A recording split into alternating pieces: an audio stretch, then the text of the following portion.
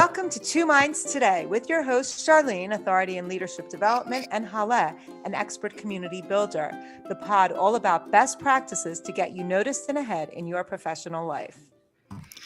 Welcome back, Haleh. Yes. Good afternoon, Charlene. How are you doing? I'm good. How are you doing? I'm good. It's so nice to see you again and chat. And this week for everybody, we're going to be talking about sharing. How much is too much? How much is too little? What's that balance that we want to strike at work about sharing? And actually, I have to say, like, before we start, I do think about that in the context of our podcast, like how much is too much sharing, with respect to our personal Think lives. about it all the time. Right? Me too. And I'm like, well, I mean, I guess I don't know who's listening to our podcast and how much to say and not to say. And yeah, for sure. I think about it all the time in our podcast. And I think like there's this feeling that everyone wants to be their authentic self. And so I think today we're going to kind of blend how do we be our authentic self and share and how you're going to do that in a work form, in a public forum. So let's start us off. Selective sharing, mastering less is more. Tell us what you think that means. Yeah, you said everybody wants to be their authentic self. Yeah. And, it just got me thinking, this whole business of your authentic self, like, do we really want to share our full authentic self? Like, do I need to know that you had trouble cutting your toenails this morning? Like, is that really like something you got to bring to the workforce? Like, we really have to think about it because we have many sides to ourselves. You show a different self to your mother than you did to your father, to your brother, your sister, your best friend. Like each relationship is different. And when we come into the workforce, it is a different type of relationship that I think that, yes, you got to show your authentic self, but do you really? Like I think less is more when it comes to work. Authenticity maybe into the sense of like, we want to accept our backgrounds and who we are and like our cultural heritage, maybe.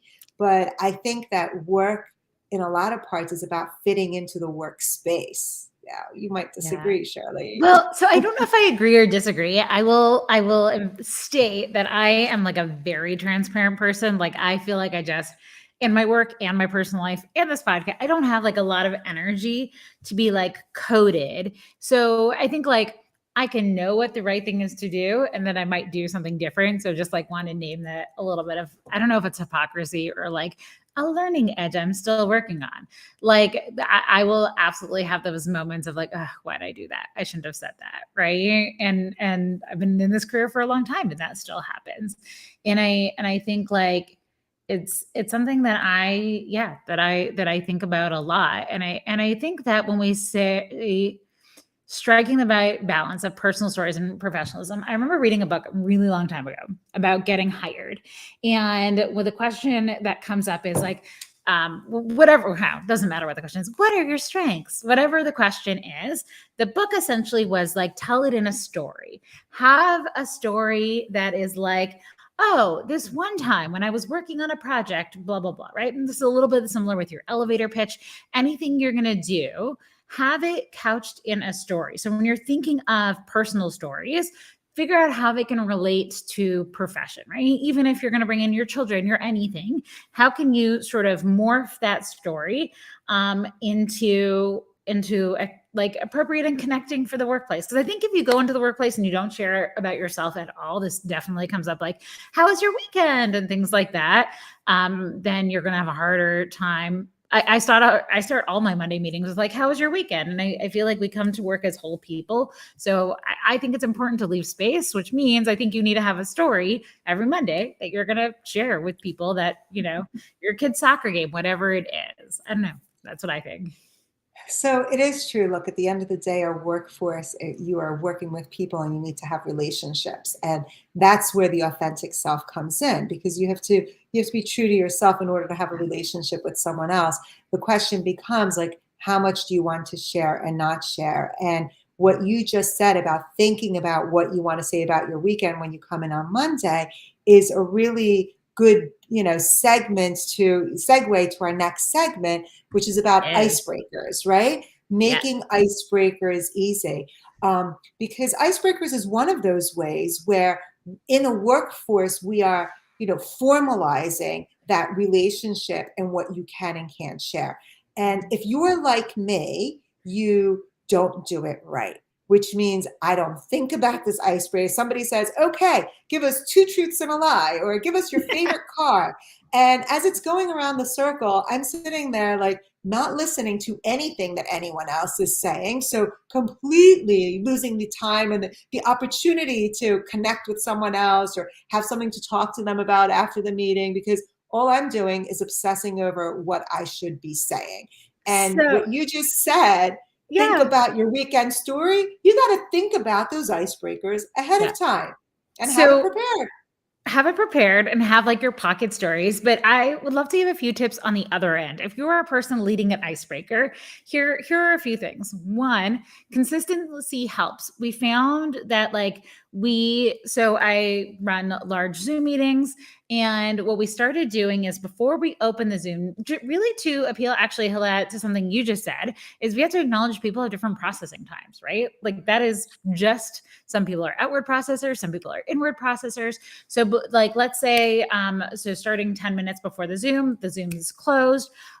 We found asking very easy question, like one word answer questions. What was the one we just asked is, what was your childhood dream job? What do you love to cook? What, like very simple answers. We put it in the Zoom chat in the waiting room before anybody could possibly have that time. That gives everybody the time.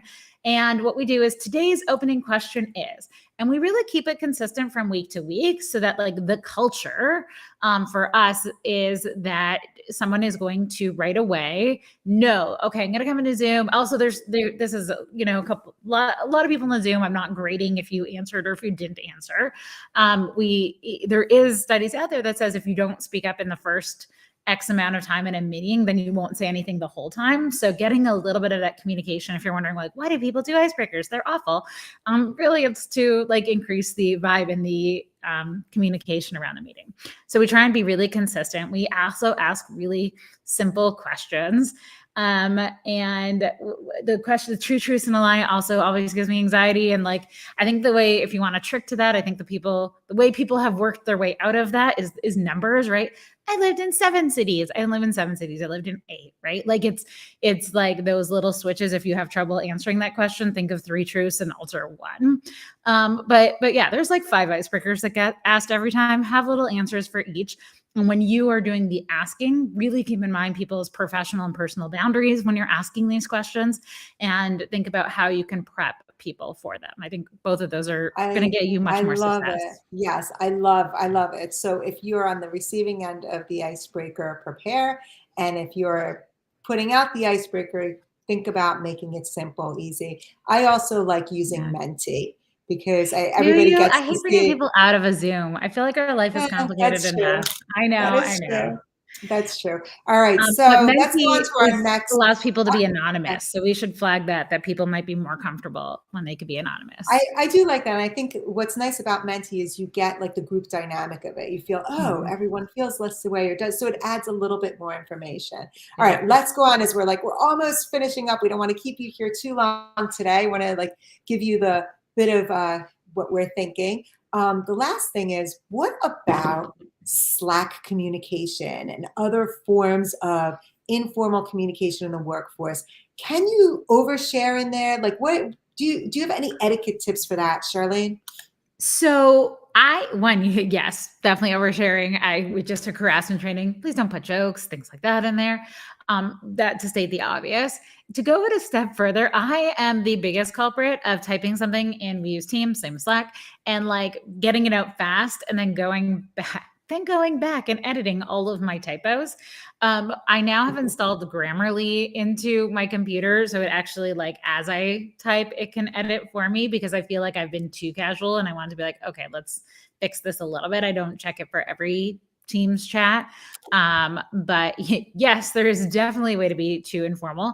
But I also think Slack, you should be more informal, right? Like I think that, and with that, it's quicker, it's shorter. It's like sometimes when we do emails, we spend 10 minutes phrasing like, I hope this email finds you well, which I think was like one of our very first podcasts we ever did. And it was like, forget all that, like no pleasantries. And you're just like, hey, here's the thing, right? So I think like it's true. It's true. I do think though in Slack and any kind of office communication, you have to match the style of everybody else who's there to yeah, a so certain true. extent.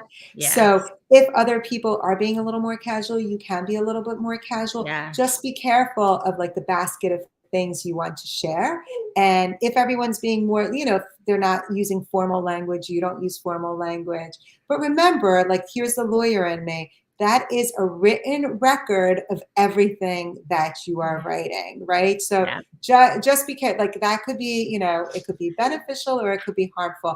I would love to keep going on this, Charlene. I don't know if you want to give one or two. I'll give my last thought on Let's give Slack. your last It's thought. the same advice I gave my 10-year-old. Don't put anything in typing you wouldn't want read in a courtroom. Yeah, so true. And even if you delete it, it's still there. It's still there. There's no such thing as anything being deleted. All right, so I'm going to wrap it up for us today. With respect to sharing, folks, listen, selective sharing is always important. You want to be your authentic self, but think about what you're bringing to the table. Icebreakers make it easy if you're putting it out there. Plan ahead. It's okay to have the same jokes over and over again. Think about our most, well-known comedians. They're always saying the same thing again. It's okay. And last but not least, informal communication, Slack etiquette, whatever your office uses, whether they're doing Teams, just match the style of everyone else. And remember, it is written. And as Charlene says to her son, would you want it read in a courtroom? Thank you. Thanks for joining. And as always, we encourage everybody to learn just a little bit more every day. And we'll see you next time. Bye. Bye. Take care. And thought-provoking, be sure to subscribe to our podcast to stay up to date on the latest insights in the industry. And remember to share this episode with colleagues and friends who will find it helpful.